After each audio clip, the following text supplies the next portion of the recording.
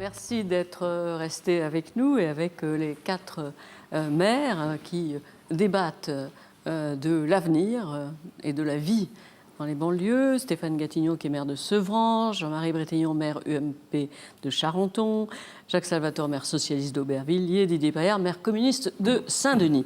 Alors, on a effectivement parlé des transports, mais je voulais en parler sous un angle un peu particulier.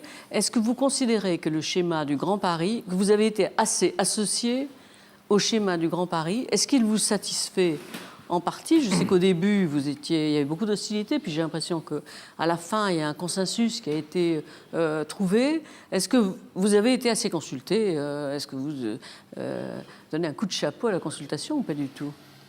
Je peux répondre? En ce qui me concerne, oui. On considère que le résultat final, celui qui nous est présenté aujourd'hui, et si les objectifs prescrits sont poursuivis, pour le territoire qui est le nôtre, c'est effectivement carton plein. Prolongement de ligne, Barreau, Pleyel, Bobigny, gare du Grand Paris à la Courneuve, proposition de tram. On a été effectivement, on a eu des craintes, on a eu des peurs sérieuses, on s'est mobilisé avec d'autres, mais l'accord conclu entre le gouvernement, la région et les territoires, tel qu'il nous est proposé aujourd'hui, pour notre territoire, c'est tout de même un atout considérable. Pour Saint-Denis aussi? Oui, on a travaillé, c'est sûr. Je vais juste dire. Donc vous avez été entendu quand même. On a été entendu. Oui. On a été entendu. Après, bien évidemment, il faut passer de l'accord à la réalisation. Et donc là, il y a encore une belle étape. Je veux dire que c'est capital pour nos populations. On a des populations de gens modestes qui vont souvent travailler loin, qui vont à Roissy, charger les avions. Et donc, la mobilité, les transports en commun, le devenir de l'Île-de-France, la pollution, l'écologie, pour les gens populaires de nos villes, c'est essentiel. Donc, on a beaucoup d'espoir dans ce domaine-là. Et on a besoin de relier, on a besoin que nos gamins puissent aller étudier à Paris, rentrer dans Paris, ressortir, etc. Donc il y a une question maintenant de rythme de réalisation. Il ne faut rien oublier. Si on veut réussir l'Île-de-France, le Paris demain, on est tous les 4 dans la Paris Métropole. Aussi, on est donc de façon volontaire, on réfléchit ensemble. Mobilisation des élus, quand même. Voilà. Et donc, voilà, on a derrière ça, c'est un enjeu de nos villes. Vous, monsieur, vous êtes très bien desservi, vous l'étiez avant. Alors on est très bien desservi. Vous m'avez parlé de bus, mais... il est certain que oui, quand même. Tous les efforts qui sont faits, pour l'instant, portent quand même sur le Grand 8. Et là, nous, on est relativement peu intéressés. Alors on bénéficie heureusement du tram Sercom Paris, le T3, qui va bientôt ouvrir à la fin du mois de décembre 2012. Nous aurons donc un tronçon qui nous permettra de mieux relier, de relier beaucoup plus facilement. J'espère que vous reviendrez dans le studio à cette occasion. Réciproquement. On ira beaucoup plus facilement. On oublie toujours, et tant pis, on oublie toujours la circulation automobile. Et par contre, on n'a pas fait grand-chose. Il n'y a pas de volet routier à l'heure actuelle. Peut-être que dans l'avenir, on a raison d'oublier l'automobile, mais dans l'immédiat, elle est présente. On n'en tient pas compte, et que ce soit des phénomènes de pollution, d'embouteillage, c'est insupportable de vivre à Paris à l'heure actuelle. Et il y a même une désaffection de certains Parisiens aux banlieusards qui maintenant vont aller habiter à Angers, à Bordeaux ou à Toulouse. C'est insupportable. Vous me facilitez la transition. Oui, j'allais vous demander à l'écologiste que vous êtes. De toute façon, aujourd'hui, on est dans des secteurs qui sont totalement saturés en termes d'automobile. Aujourd'hui, l'enjeu des transports collectifs en Ile-de-France est fondamental. Il y en a peu aujourd'hui. Il y en a peu, oui. Il y en a peu, notamment tant qu'il y en a peu, il y aura toujours des voitures. En deuxième couronne. Si vous voyez, par exemple, Clichy-sous-Bois-Montfermeil, 70 000 habitants, ils n'ont toujours rien en termes de transport lourd pour pouvoir, sur le plateau... Oui, on a été à Montfermeil, pour pouvoir aller sur Paris, etc. Les gens sont obligés de prendre leur voiture sur des populations qui, là, du coup, sont quand même... en plus paupérisés, etc. C'est un vrai problème. Donc non, moi je pense que le Grand Paris, de toute façon, c'est fondamental pour l'avenir de la métropole parisienne. Et donc le projet, et ce que j'espère, c'est que demain, ce qu'on appelle la ligne rouge, celle qui fait justement, qui part de Blanc-Ménil-Aulnay, qui va Sevran, nous on a 2 gares, et Clichy-Montfermeil qui rejoint par le sud. J'espère que ça sera une des lignes, c'est aussi par là qu'on va commencer, pour aussi montrer aux populations qu'à la fois l'État, qu'à la fois les institutions pensent à ça. Mais par contre, moi, ce que je dirais aujourd'hui, l'enjeu pour régler tout un tas de problèmes et arrêter avec aussi un peu les égoïsmes locaux qui existent, ça va être la question de la constitution institutionnelle de la métropole parisienne. C'est-à-dire qu'aujourd'hui, si on pense que le règlement du Grand Paris, de la structuration de la métropole, passe uniquement par un transport routier, on se trompe. S'il n'y a pas demain une forme institutionnelle qui règle ça, qui règle aussi les questions de péréquation au niveau de la métropole, qui règle les questions de sécurité, etc., on s'en sortira pas. Que Paris doit sortir de Paris, si j'ose dire. Moi, je pense que Paris, il y a une réforme profonde au niveau des institutions qui va passer. Il faut que Paris arrête d'être nombriliste. Et aujourd'hui, on construit cette métropole parisienne. Donc, les territoires de Sevran, d'Aulnay, etc., c'est la même chose que Paris 15e.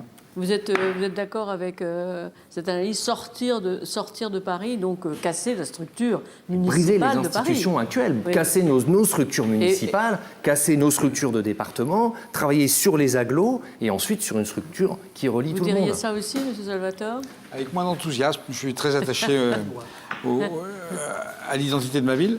Mais je pense qu'en tous les cas, si on va vers une gouvernance multiple et cohérente de Paris Métropole, ça c'est absolument utile dans plein de domaines. Delanoë, c'est ça ? Non, parce que Delanoë a initié tout de même. Enfin, en 2001, le premier qui a initié quand même la question métropolitaine, c'est Delanoë avec Pierre Mansart. Moi, j'ai participé au bureau de la conférence métropolitaine dès 2002, 2003. Et c'était ça le travail. Et à l'époque, personne n'y croyait. Et en même temps, les coups d'accélérateur ont fait qu'on y arrivait. Maintenant, je regrette un peu ce qui est devenu la conférence métropolitaine parce que finalement, il n'y a pas de décisions qui sont prises. Et je pense qu'il faut des lieux de décision et que si les élus n'y arrivent pas, il faudra qu'au-dessus, on prenne des décisions. Alors à Charenton, vous aviez l'air de dire que vous étiez moins enthousiaste pour la dilution dans un grand ensemble que Stéphane Gatignau. Moi, je pense que les mairies et les villes continuent à avoir quand même leur droit d'exister. Alors autant qu'on s'associe, qu'on coopère, qu'on se coordonne, c'est une chose, et les transports sont un lien évident entre toutes les collectivités. Enfin, le pouvoir du maire, la proximité avec la population, c'est irremplaçable. Je suis conseiller général, c'est pas du tout pareil. Vraiment, être maire, c'est ce contact extrêmement à la fois difficile et merveilleux et enthousiasmant. Et on peut peut-être avoir des maires, mais dans une structure qui fonctionne globalement. Je pense qu'il y a la question de la proximité, mais aujourd'hui, on est quand même dans une métropole. On a parlé des transports, qui est complètement... il y a un vrai problème. Alors, notre société a un problème, mais à notre échelle, il y a un vrai problème, ça ne fonctionne plus. Je reviens sur les inégalités de territoire, on va parler de la sécurité, etc. Ça ne fonctionne plus. La sécurité aujourd'hui, pourquoi en Seine-Saint-Denis on arrive à régler des problèmes avec l'avenue de certaines forces de police? Parce que malgré tout, même si on n'a pas la territorialisation de la police aujourd'hui en France, mais on a quand même le fait que les forces qui étaient sur Paris, et il y a 10 fois plus de policiers sur Paris que dans une ville comme Sevran, dans certains arrondissements, le fait que ce soit la police du Grand Paris, aujourd'hui, il y a des gens... Ils ont été redéployés sur Saint-Denis. Il y a des gens qui sont redéployés. Moi, aujourd'hui, je vois des forces de police qui arrivent sur Sevran, qui sont des forces de police qui étaient uniquement sur Paris avant. Donc voilà, ce que je veux dire, c'est que il faut comprendre que le monde du XXe siècle a cessé, et qu'est-ce qu'on construit comme société, et notamment comme métropole? N'oublions pas quand même un truc de base, c'est qu'aujourd'hui, en 2010, 50% de la population mondiale vit dans les zones urbaines.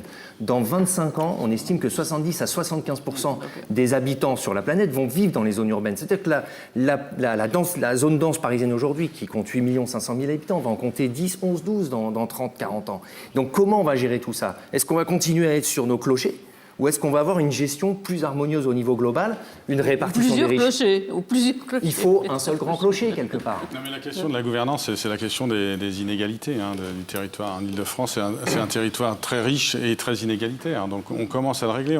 L'exercice qu'on a fait avec Pleine Commune en s'associant à 8 villes et en partageant nos ressources, à l'époque la taxe professionnelle, était de dire, répartissons cette galette. C'est la première agglo d'Île-de-France de cette dimension qui commençait à dire on fait ce qu'on... Il ne s'agit pas simplement de réclamer, il faut le faire. Et donc on a commencé par le faire. Le Grand Paris va dans ce sens. Le Grand Paris va dans ce sens-là, mais c'est pour ça que ce n'est pas simplement une histoire de clocher. Pour être ensemble, il faut être chacun quelque chose. Donc nos villes existent, mais il faut qu'on trouve la possibilité de dépasser ces égoïsmes. Et moi je trouve que c'est important, mais aujourd'hui il y a encore des inégalités. C'est vrai sur les forces de police, si on parle de sécurité, mais c'est vrai sur le fonds de solidarité d'Île-de-France. Il faut trouver la forme forme de mieux répartir les richesses. Voilà. Pourquoi? Et un fonds de solidarité Île-de-France? Parce que Sevran est... Un fonds de solidarité européen. Il faut quand même savoir qu'un certain nombre de communes, y compris, se sont mis en intercommunalité pour moins payer au niveau du fonds de solidarité Île-de-France. C'est ça la réalité aussi. En Île-de-France, c'est dramatique. Enfin, c'est quand même en Europe aujourd'hui, on est le territoire, la zone dense parisienne et l'Île-de-France, qui est le plus inégalitaire, alors qu'on est dans une république en théorie égalitaire. Aujourd'hui, il y a plus d'inégalités globalement dans le territoire qu'une ville comme Londres, alors qu'on a construit sur du libéralisme. C'est un truc de fou quand même. Alors, en restant un peu sur la sécurité, vous avez dit donc que que certaines forces de police ont été redéployées venant de Paris sur ça commence. Est-ce que police municipale, vous avez des polices municipales ou pas? Ceux qui ont les moyens. C'est scandaleux, les polices municipales. Il n'a pas les moyens d'en avoir. Mais sur le fond, il faut arrêter de penser qu'on gère des territoires entiers. Alors laissez défendre les polices municipales avant de... Oui, effectivement, on a créé une police municipale en 2004-2005. Avec un effectif de 15, on est à 22. Je vais sûrement l'accroître. Et les bénéfices rendus par la police municipale, dès lors qu'elle agit en parfaite complémentarité avec la police nationale, c'est très efficace, oui. Alors sur des domaines comme on structure les inégalités de territoire et on structure les ghettos. Voilà. La police municipale, la gadgetisation de la sécurité via la vidéosurveillance, c'est la structuration du ghetto. Non, pas du tout. J'ai jamais dit ça. J'ai pas dit que tu n'avais parlé de vidéosurveillance. Simplement, aujourd'hui, je pense que le vrai débat, il faut empêcher les polices municipales et avoir, dans le cadre d'une réflexion sur effectivement l'évolution institutionnelle du pays, je pense qu'il faut réduire le nombre de régions et il faut travailler à la territorialisation de la police, certainement à l'échelon régional. Voilà. Parce que ça ne peut pas durer. Et en plus de ça, je tiens quand même à dire aux différents élus et aux différents maires que c'est pas en se protégeant avec des polices municipales chez elles qu'elles vont régler tout un tas de problèmes. Et y compris si les villes à côté, ou même un peu plus loin, n'ont pas de police municipale parce qu'elles n'ont pas les moyens d'en faire, eh ben, ils auront des problèmes demain. Monsieur Brétillon ? C'est pas le rôle de la police municipale. La police municipale est là pour organiser un petit peu la ville, fait de la prévention, s'occupe des points écoles et soulage la police nationale pour que la police nationale continue à avoir ses vraies missions de maintien de l'ordre public. Donc tout le temps que perdait la police nationale pour des tâches administratives ou secondaires est maintenant confié à une police municipale qui elle est sur le terrain et permet donc de libérer un petit peu ces forces de police. Donc il n'y a plus d'opposition du côté socialiste. Il y en a peut-être jamais eu délibérément affirmé, mais enfin, vous faites partie.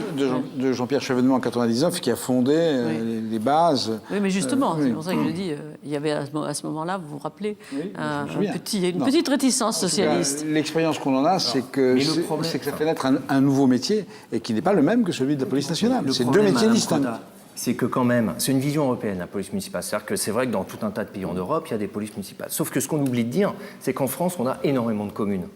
Et que la situation en Espagne, en Angleterre, en Allemagne n'est pas du tout la même. Donc on a des polices locales, on a des polices régionales. Moi je pense qu'aujourd'hui, si on veut gérer au mieux les territoires, il faut que cette police territorialisée, cette police de proximité finalement, parce que ce que dit monsieur, c'est que sa police municipale, elle fait de la proximité. Cette police de proximité, elle doit être une police au niveau régional pour avoir des équilibres sur l'ensemble du territoire. Attendez, moi je veux bien, mais ça veut dire qu'à un moment, il y a des villes où on pourra faire traverser les enfants par une police municipale. Non, mais je comprends mieux, vous n'êtes pas contre la police, enfin une sorte de police municipale ou départementale, vous régionale. La souhaitez régionale. Mais c'est la police nationale à l'échelle régionale sur le terrain. J'ai une divergence de fond avec ce qui vient d'être dit sur la gouvernance de la police municipale. Le patron de la police municipale, c'est le maire. Et je ne suis pas opposé à ce qu'il en soit ainsi. Vous non plus, monsieur. C'est hallucinant. Vous non plus, monsieur. Alors à Saint-Denis, il y a une police municipale aussi, qui a été créée avant 2004. Qui a des fonctions effectivement complémentaires à la police nationale. D'ailleurs, c'est régi par la loi. Quand Stéphane Gatillon a raison de dire qu'il y a une inégalité de territoire, moi je pense qu'il faut effectivement avoir un regard. Alors il y a le rôle de la police nationale, je pense qu'il faut compléter. Je trouve qu'elle n'a pas beaucoup de moyens. Elle n'a pas les moyens d'investigation suffisants. Je trouve qu'on est dans un certain nombre de domaines, on est en deçà de ce qui peut exister sur l'utilisation de la police nationale. Bon, je pense qu'effectivement, il y a quelque chose qui se passe au niveau régional. Il y a besoin de quelque chose de travailler au niveau régional. Enfin, moi, je trouvais intéressant le préfet de police de Paris, là, de la petite couronne, enfin, etc. Bon, quelque chose qui soit un peu nouveau, qui permet. Alors, est-ce que c'est une spécificité d'Île-de-France?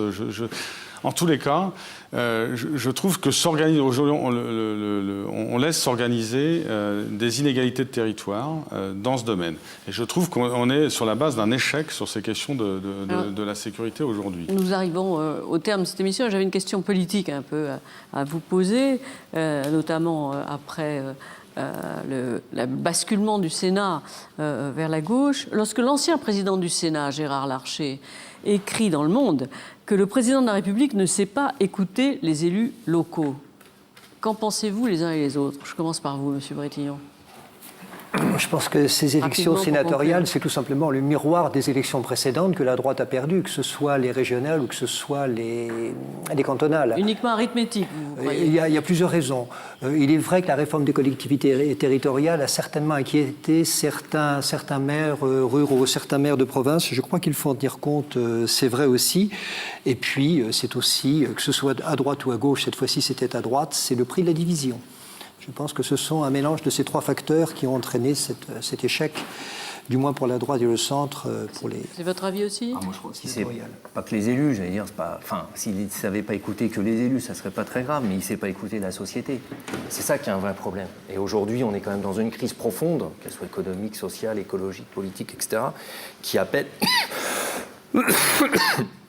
une vraie transformation de la société. On vient de parler, par exemple, de la police, ça s'appelle aussi une évolution profonde des institutions. Voilà. Et donc, aujourd'hui, la situation est telle que si on ne révolutionne pas le pays, s'il n'y a pas une véritable révolution démocratique qui nous fasse changer réellement notre société, on ne s'en sortira pas. Votre avis aussi? Pourtant, tout à l'heure, sur le Grand Paris, vous avez été écouté, donc vous pensez que le président de la République n'écoute pas assez? Mais on peut aussi prendre en compte que c'est aussi parce qu'il y a un consensus, il y a un certain nombre de choses qui se construisent, qui fait qu'on est être écouté, entendu, et que c'est aussi un rapport de force. Non, je pense qu'il y a dans le pays plus généralement une condamnation de la politique du président de la République, et que grosso modo ça renvoie à des constructions beaucoup plus solidaires de la société. Et moi je pense que la question de l'argent est un des pivots centraux qui est posé. Alors, les sénatoriales, oui, c'est le reflet pas simplement de la mathématique, hein, c'est le reflet aussi de quelque chose qui se transforme énormément dans le pays.